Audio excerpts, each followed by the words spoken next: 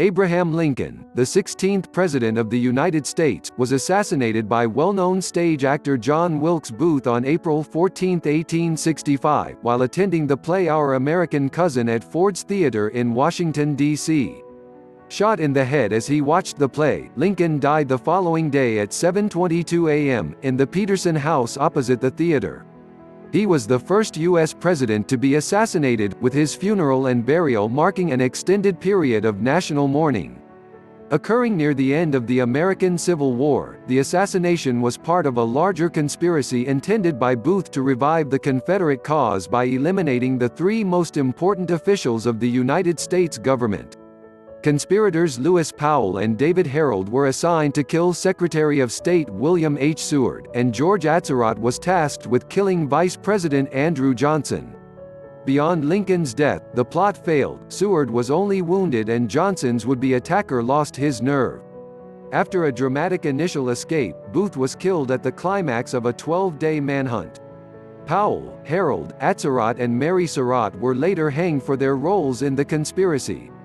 In March 1864, Ulysses S. Grant, commander of the Union armies, suspended the exchange of prisoners of war with the Confederate Army to increase pressure on the manpower-starved South. Booth conceived a plan to kidnap Lincoln in order to blackmail the North into resuming prisoner exchanges, and recruited Samuel Arnold, George Atzerodt, David Herold, Michael O'Laughlin, Lewis Powell, and John Surratt to help him. While Booth and Lincoln were not personally acquainted, Lincoln had seen Booth at Ford's in 1863. After the assassination, actor Frank Mordaunt wrote that Lincoln, who apparently harbored no suspicions about Booth, admired the actor and had repeatedly invited him, without success, to visit the White House. Booth attended Lincoln's second inauguration on March 4, writing in his diary afterwards, "What an excellent chance I had, if I wished, to kill the president on Inauguration Day." On March 17, Booth and the other conspirators planned to abduct Lincoln as he returned from a play at Campbell Military Hospital. But Lincoln did not go to the play, instead attending a ceremony at the National Hotel. Meanwhile, the Confederacy was collapsing. On April 3, Richmond, Virginia, the Confederate capital, fell to the Union Army. Confederate President Jefferson Davis and other Confederate officials had fled. But Booth continued to believe in the Confederate cause and sought a way to salvage it. There are various theories about Booth's motivations. In a letter to his mother, he wrote of his desire to avenge the South. Doris Kearns Goodwin, an American historian, has endorsed the idea that another factor was Booth's rivalry with his well-known older brother, actor Edwin Booth, who was a loyal Unionist. According to Ward Hill Lamon, Lincoln's friend and bodyguard, 3 days before his death the president related a dream in which he wandered the White House searching for the source of mournful sounds. However, Lincoln went on to tell Lamon that, in this dream it was not me, but some other fellow, that was killed. On April 14, Booth's mourning started at midnight. He wrote his mother that all was well, but that he was in haste.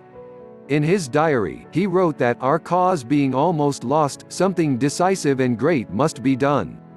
While visiting Ford's Theater around noon to pick up his mail, Booth learned that Lincoln and Grant were to see Our American Cousin there that night. This provided him with an especially good opportunity to attack Lincoln since, having performed there several times, he knew the theater's layout and was familiar to its staff.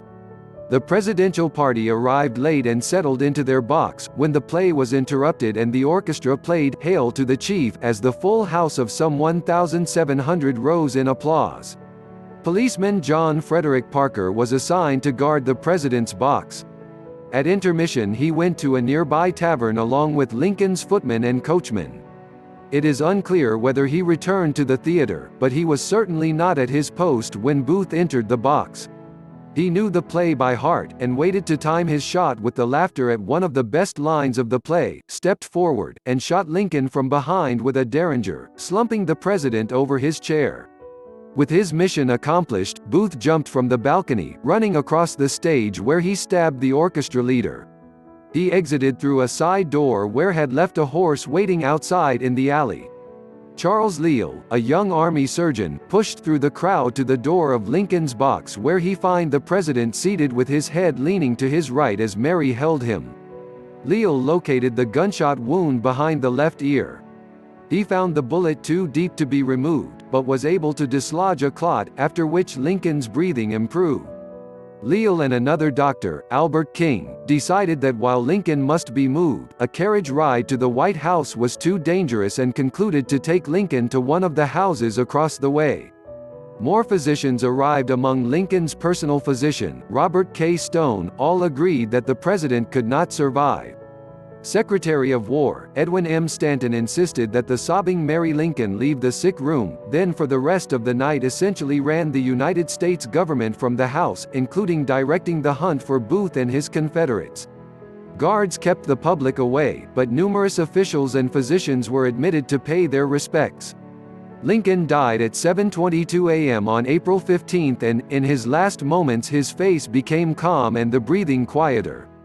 On Lincoln's death, Vice President Johnson became president, and was sworn in by Chief Justice Salmon Chase between 10 and 11 a.m. Lincoln was mourned in both the North and South, and indeed around the world. Numerous foreign governments issued proclamations and declared periods of mourning on April 15.